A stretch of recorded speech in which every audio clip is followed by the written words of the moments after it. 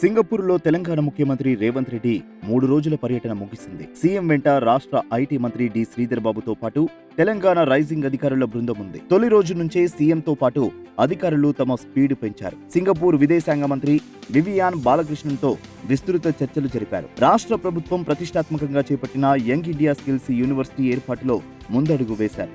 Singapore institute of technical education అధికారులతో ఒప్పందం కుదుర్చుకున్నారు.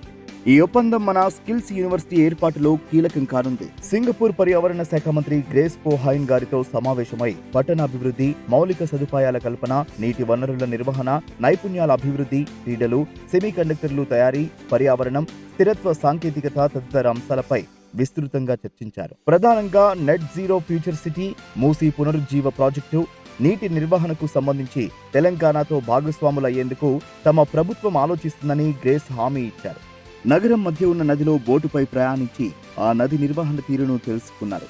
ఈ ప్రాజెక్టు నీటి నిర్వహణ విధానం మన మూసీ ప్రాజెక్టు మాదిరిగా ఉండడంతో రేవంత్ రెడ్డి గారు ఎంతో ఆసక్తి ప్రదర్శించారు. హైదరాబాద్ ఫ్యూచర్ సిటీలో 3,500 కోట్ల పెట్టుబడులు పెట్టేందుకు ST Telemedia Global Data Centres India ముందుకొచ్చింది.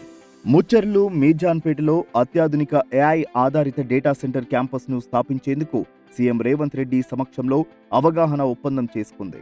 100 మెగావాట్ల సామర్థ్యంతో హైదరాబాద్లో ఏర్పాటు చేసే అత్యాధునిక ఏఐ రెడీ డేటా సెంటర్ను ఈ కంపెనీ అత్యాధునిక సాంకేతిక పరిజ్ఞానంతో ఏర్పాటు చేయనున్నది. అదేవిధంగా హైదరాబాద్లో మరో కొత్త ఐటీ పార్క్ను ఏర్పాటు చేసేందుకు క్యాపిటల్ ల్యాండ్ సంస్థ నిర్ణయం తీసుకుంది. 450 కోట్లతో కొత్త ఐటీ పార్క్ను అభివృద్ధి చేసేందుకు సీఎం రేవంత్ రెడ్డి సమక్షంలో ఎంఓయూ చేసుకున్నది.